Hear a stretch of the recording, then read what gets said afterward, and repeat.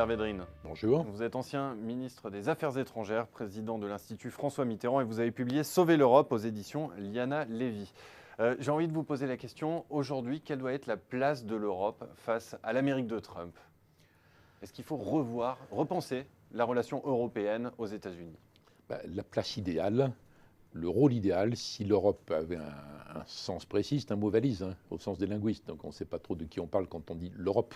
Enfin, si l'Europe avait réussi à devenir une sorte de puissance, pas pacifiste, mais pacifique, dans le monde actuel, l'Europe dirait par exemple à M. Trump, vous voulez ne pas appliquer les accords climat, c'est une idiotie, vous faites ce que vous voulez, mais nous on l'appliquera et le monde entier. Et d'ailleurs on s'est organisé pour que ça continue, y compris avec la Californie et beaucoup d'entreprises américaines. On devrait dire ça pas agressivement, mais calmement, fermement. Vous ne l'avez pas entendu? Non. Vous avez entendu des tas de protestations. Ça veut dire que notre voix ne porte pas assez? Non, elle n'est pas structurée, la voix. Elle n'est pas structurée. Elle n'est pas structurée. N'oubliez pas, il y a l'émetteur, le message, le contenu, le récepteur. Bon. Donc l'émetteur n'est pas constitué en tant que tel.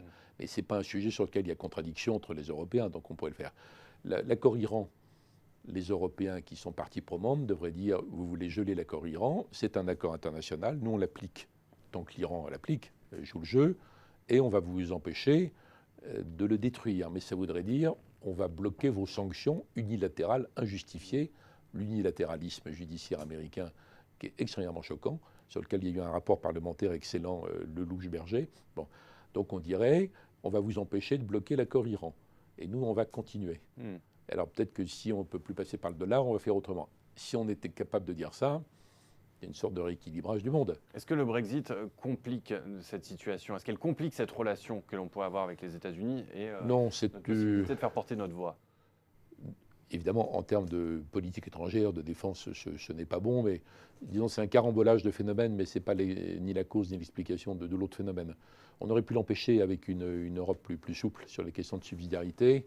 Par ailleurs, c'est un signe parmi d'autres du fait que les classes populaires, puis moyennes, d'Occident, ont décroché par rapport à la mondialisation peut-être trop rapide ou qui va trop loin, et ont décroché par rapport à l'intégration européenne elle-même qui va trop loin. Ce sont de bons objectifs, mais bon. Donc c'est un carambolage, c'est une coïncidence. Et de toute façon, ça ne nous empêcherait pas aujourd'hui de dire, sur un autre exemple, Trump veut établir des relations plurialistes avec Poutine. Pourquoi pas? Après tout, les politiques des Occidentaux envers la Russie n'ont pas été tellement efficaces ces dernières années. En Syrie, on a complètement échoué, on est hors jeu, même si on avait de vrais principes justifiés à l'origine. Donc les Européens diraient, voilà notre conception à nous des rapports réalistes avec Poutine, voilà ce qu'on accepte, voilà ce qu'on n'accepte pas, voilà ce sur quoi on sera plus dissuasif encore, et voilà ce sur quoi on est prêt à bouger ou à faire des propositions. Si on le disait nous, même avec l'Angleterre, qui n'est pas sortie encore et qui est la seule autre puissance avec la France qui compte sur le plan militaire en Europe, ça aurait beaucoup de force. Vous voyez. Il faut qu'on repense notre relation avec la Russie de Poutine aussi. Oui, mais on ne sait pas qui est le on. Oui, c'est ça la difficulté de la question juste que vous posez. On revient toujours au même point de départ. Ce n'est pas le système politique étrangère européenne qui peut exister que si les grands pays sont à peu près d'accord. Donc ça revient à la nécessité d'un accord des grands pays. Regardez les accords commerciaux. On ne sait pas ce que va faire Trump, qui dit n'importe quoi et le contraire le lendemain, on ne sait pas très bien. Mais en même temps, on ne peut pas continuer la mondialisation comme on l'a fait depuis 30 ans, puisque les populations occidentales décrochent, même avant Trump. Et c'est quand même un paradoxe de voir que c'est la Chine qui devient le garant de tout ça.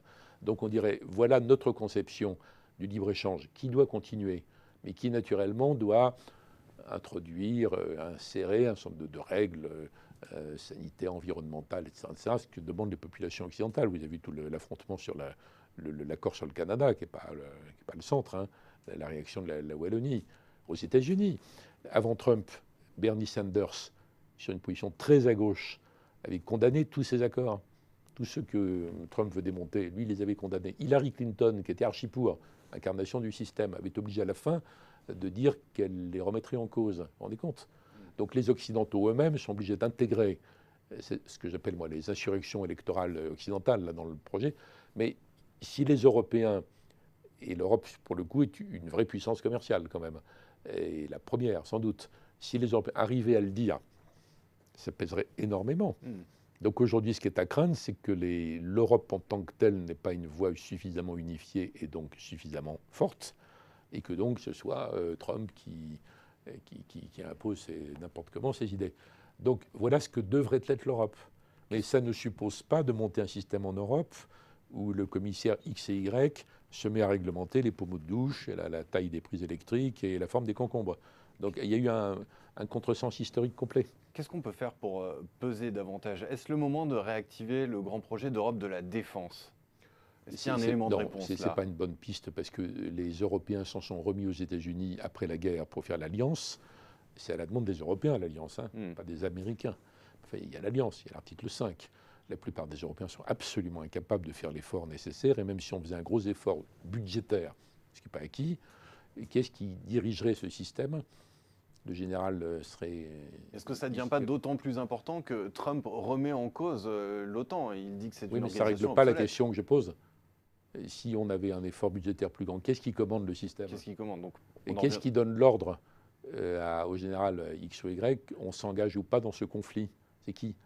C'est tout le Conseil européen qui va débattre pendant X temps. Donc on n'est pas en mesure de faire ça. Ce qu'on peut faire, donc à mon avis, il ne faut pas jouer avec le mot d'Europe de la défense, qui est séduisant, mais qui va recréer des désillusions et des gens qui vont dire on m'a raconté des sornettes une fois de plus. Il faut dire faut parler technologie, coopération industrielle, disons capacité d'intervention limitée dans des opérations de maintien de la paix à l'extérieur. Par exemple, au Mali, c'est pas normal que la France soit seule.